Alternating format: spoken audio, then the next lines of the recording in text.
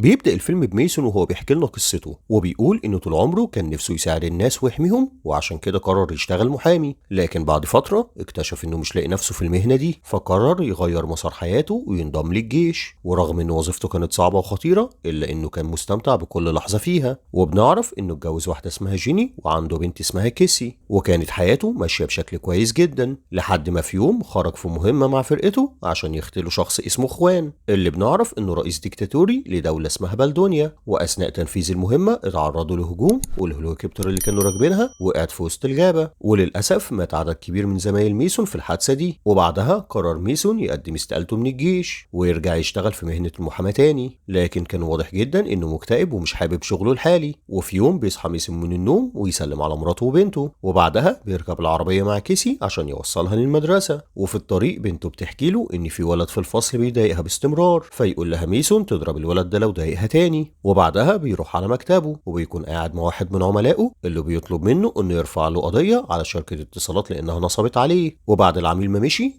فيتصدم ميسون لما يسمع اسم خوان لانه شايف انه السبب في فشل اخر مهماته وموت نص الفريق. لكن اريل بيلعب على نقطه الفلوس وبيقول اريل لميسون انه هيدفع له 20,000 دولار مقابل المهمه دي، فيوافق ميسون لانه بيكون فعلا محتاج الفلوس. وبعدها بيرجع ميسون لمكتبه ويتفرج على فيديوهات كتير لكلير عشان يفهم شخصيتها اكتر. وبعد ما يخلص بيروح يجيب بنته من المدرسة، وهناك بيلاقي جيني مراته واقفة مع كيسي بنته، وبيكون واضح ان جيني متضايقة يقول لها ميسون انه وافق يشتغل مع اريل في المهمة، فتتعصب جيني اكتر لانها رافضة انه يرجع للخطر من تاني. فيحاول ميسون يطمنها ويقول لها ان المهمة بسيطة وكل اللي هيعمله انه هيشتغل ضمن شركة امن خاصة، فتقول له في النهاية يعمل اللي هو عايزه. وتاني يوم بيقابل ميسون كلير اللي بتفتكره واحد من معجبينها فتمضيله على اوتوجراف، لكنه بيعرف نفسه ويقول لها انه الحارس الشخصي الجديد بتاعها. وبعدها بتركب مع العربية وبيتعرفوا على بعض أكتر. وفي الطيارة بيتفرج ميسون مرة تانية على فيديوهات لكلير، فلما تلاحظ كلير ده بتقول له إن شخصيتها الحقيقية مختلفة عن وظيفتها. فيسألها ميسون ليه اختارت الرئيس خوان بالذات عشان تعمل معاه اللقاء الصحفي ده، فتقول له كلير إن دولة بلدونيا بتمتلك أكبر احتياطي من النفط والغاز الطبيعي في العالم، لكن الشعب مش مستفيد بأي حاجة من الثروات دي لأن رئيسهم ديكتاتوري ومستبد، عشان كده هتعمل مقابلة دي معاه عشان تنقل الصورة الحقيقية للعالم. وبعدها بيوصلوا لدولة بلدونيا وبيكون الرئيس خوان بنفسه في استقبال كلير ويسلم عليها بحرارة كبيرة ويتصور معها صورة سيلفي عشان ينزلها لمتابعينه على السوشيال ميديا. وبعدها بيركبوا العربية وبيركب ميسون في الكرسي اللي وراهم، فتقدم كلير ميسون لخوان وتقول له انه الحارس الشخصي بتاعها، لكن خوان بيفاجئهم ويقول لميسون معلومات كتيرة عنه. وفي طريقهم لقصر خوان بيتعرضوا لهجوم مفاجئ وتنفجر واحدة من عربيات الحراسة، فنفهم ان حصل انقلاب على الرئيس خوان ويبدأ ضرب النار على العربية اللي فيها خوان وكلير فيموت السواق. فيتحرك ميسون ويقعد مكان السواق ويتحرك بالعربية بسرعة ويخبط واحد من اللي بيهاجموهم، ويقدر انه يوقف كذا عربية بتهاجمهم، ويتصل بابن اخوه خورخي ويقول له على كل اللي حصل ويطلب منه يبعت له قوات تساعده في اسرع وقت. فيتصدم خورخي لما يعرف ان عمه لسه عايش، وبنعرف ان خورخي واحد من ضمن المشاركين في الانقلاب على عمه، بس بيتكلم خورخي بشكل طبيعي مع اخوان عشان ما يشكش فيه. لكن خوان بيكون ذكي جدا ويعرف ان خورخي هو اللي ورا الانقلاب، فيقول لميسون وكلير ان خورخي ورا كل اللي حصل، فيقول له ميسون انه مش هيقدر يساعده اكتر من كده. وبعدها بياخد كلير ويفضل على موقفه ويكمل طريقه من غير اي اهتمام. وبعدها بيجي لميسون اتصال من اريل ويطمنه ان فريق الانقاذ هيوصل لهم خلال دقيقتين بالهليكوبتر، وفعلا بعدها بلحظات بيلمحوا هليكوبتر جاي ناحيتهم، لكن بيتصدموا لما يكتشفوا ان اللي نزل منها مش فريق الانقاذ لكن قوات من الجيش. فيجروا ميسون وكلير باقصى سرعه، فيطاردهم عدد من الجنود وتضرب عليهم الطياره عدد كبير من الرصاص والصواريخ، ولحسن الحظ بيقدر ميسون وكلير انهم يهربوا من غير ما حد منهم يتصاب. وبعدها بيعدوا للناحيه التانيه من البحيره عشان يوصلوا للجزء التاني من الغابه، ولما يطلع ميسون من البحيره بيستخدم سلاحه ويضرب الهليكوبتر ويقدر فعلا انه يوقعها. وبعدها بيكملوا ويستخبوا وسط الاشجار، بس بيتوه ميسون وكلير عن بعض وتفضل كلير تنادي عليه وهي مرعوبه لكنها مش بتلاقيه، وبيظهر وراها واحد من الجنود فتستخبى بسرعه ورا شجره، لكن الجندي بيشوفها ويبدا يقرب منها. وفي اخر لحظه بيظهر ميسون فجاه ويهجم على الجندي ويخنقه لحد ما يخلص عليه وفي الحال، فيشكروا ميسون على انه انقذ حياتهم. في الوقت ده بيوصل خورخي عند مكان الهليكوبتر اللي وقعت، وبعدها بيوصل عقيد في الجيش اسمه كورهورست وبيكون متضايق ان اخوان فلت من الموت ومن محاوله الانقلاب، فيقتل واحد من مساعدينه قدام خورخي. وفي نفس الوقت بتوع كلير وميسون واخوان يستريحوا شويه، فتقرب كلير من ميسون اللي بيحكي لها عن عيلته وعن اخر مهمه عملها وعن كرهه لوظيفه المحاماه. وبعدها بيكملوا طريقهم في الغابه، فيوصلوا لقريه صغيره صغيرة، وهناك بيعرفهم خوان إن دي القرية اللي اتولد واتربى فيها، وبيكون واضح جدا إن كل أهل القرية بيحبوه وبيحترموه. وبعدها بيقابل خوان صديقه إرنستو اللي بيرحب بكلير وميسون جدا، وبعدها بيدخلوا يستحموا ويغيروا هدومهم، وبيطلب كلير من ميسون يصورها بالموبايل، وتبدأ تعمل أخيرا اللقاء الصحفي مع خوان. فتسأله كلير عن الشخص اللي دبر الانقلاب، فيقول لها خوان إن في دول كتير طمعانة في ثروات بلده، وفي مسؤولين فاسدين من حكومته متعاونين مع الدول دي عشان يحققوا مصالحهم الشخصية على حساب الشعب. وأكد إنه كان رافض تماما إن حد يسرق خيرات بلده، لكن بسبب موقفه ده الناس بدأوا يطلقوا عليه لقب الديكتاتور، رغم إنه شايف إنه كده بيدافع عن أرضه وحقوق شعبه. وبعدها بيمسك خوان شوية تراب من الأرض، ويقول لكلير إن أرض بلدونيا غنية بالمعادن، وإن المعادن دي من أندر المعادن الموجودة في العالم، وبتدخل في صناعة الموبايلات وأجهزة الرنين المغناطيسي، وكمان في صناعات تكنولوجية كتير جدا. ويقول لها إن شركات عالمية ضخمة حاولت تشتري المعادن دي بأرخص الأسعار، لكنه رفض يبيع ثروات بلده، وعشان كده الشركات دي بقت بتحاول تتخلص منه. وأكد إن هدفه الوحيد هو إنه يخلي بلدونيا أكبر مصدر لأغلى المعادن في العالم، ومش هيسمح لأي شخص مهما كان منصبه يحس إن خوان مش شخص شرير زي الإعلام ما كان مصوره طول السنين اللي فاتت، وإن الحقيقة طلعت مختلفة تماما.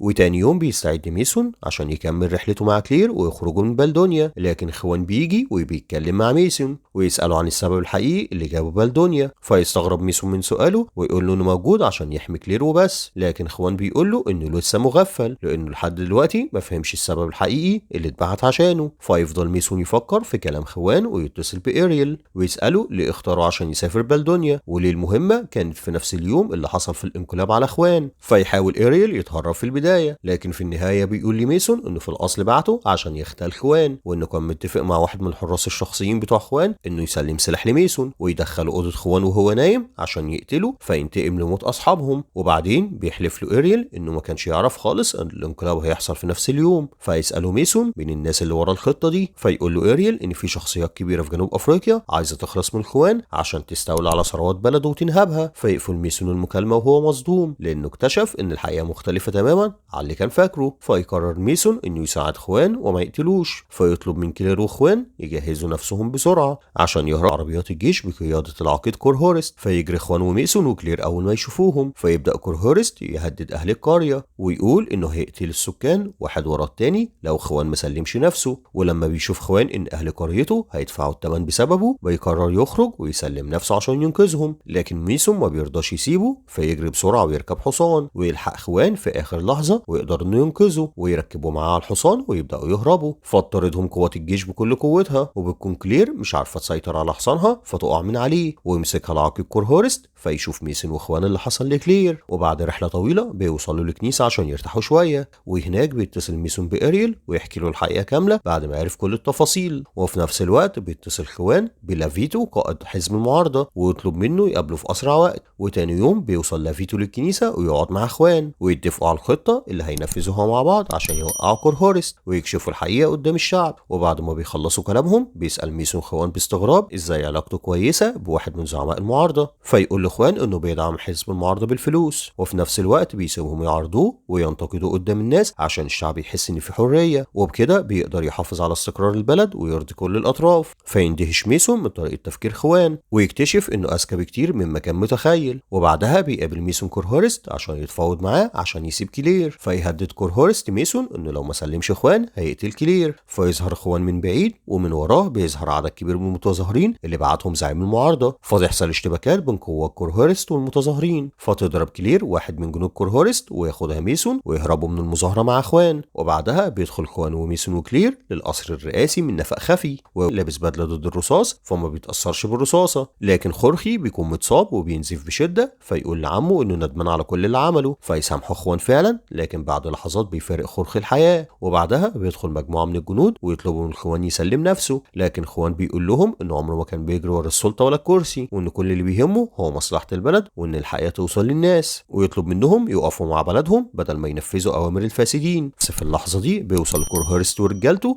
ويهجموا على كل الموجودين وتقوم معركة كبيرة بينهم، وفي وسط الاشتباكات بياخد ميسون كلير وخوان ويدخلوا في مخبأ سري ويهربوا من قاعة الاجتماعات ويدخلوا الأوضة تانية، لكن فجأة الكهرباء بتقطع والدنيا كلها بتبقى ضلمة. فيخرج ميسون واللي معاه فيلاقوا قدامهم كورهورست وتبدأ بينهم مواجهة شرسة جدا، ويستغل ميسون الفرصة عشان يدي وقت لكلير وخوان يهربوا ويفضل يقاتل كورهورست بكل قوته. لكن بعد قتال قتال عنيف بيقدر كورهيرست يوقع ميسون على الارض ويرفع عليه سكينه عشان يقتله، وفي اللحظه دي بيعترف كورهيرست الميسون ويقول ان هو اللي وقع له هليكوبتر في المهمه القديمه وانه السبب الحقيقي في موت اصحابه. فيتصدم ميسون من كلامه وبيكون غضبان جدا. في الوقت ده بتظهر كلير من وراهم وتضرب كورهيرست فيقع على الارض، فيستغل ميسون الفرصه ويقوم بسرعه ويرجع هو وكلير عند خوان. وفي نفس الوقت بتكون المعركه لسه مستمره بين قوات خوان ورجاله كورهيرست، بس بيوصل ايريل هو وافراد شركته، فلما بيدخلوا المعركه الموازين بتتقلب ويقدروا يساعدوا خوان ورجالته لحد ما ينتصروا على رجاله كورهيرست. وبعد مرور فتره بتبدا كل وسائل الاعلام تتكلم عن خوان بعد ما عرفوا الحقيقه بفضل الفيديوهات اللي صورتها كلير. وبعدها بيعمل خوان مؤتمر صحفي كبير وبيكون واقف جنبه كلير وميسون، وخلال المؤتمر بيشكر خوان كل الناس اللي وقفت معاه وساعدته، وبيعلن قدام الشعب انه قرر يستقيل من منصبه وانه هيشكل حكومه انتقاليه تكون مسؤوله عن تنظيم انتخابات نزيهه. وكمان اعلن انه خلال الفتره الانتقاليه هيستثمر 5 مليون دولار في تطوير المستشفيات والتعليم عشان يرجع للشعب جزء من حقوقه. ولما بتشوف جيني ميسون على التلفزيون بتعرف كل الحقيقه وبتبقى فخوره جدا بيه وبتتغير نظرتها ليه تماما.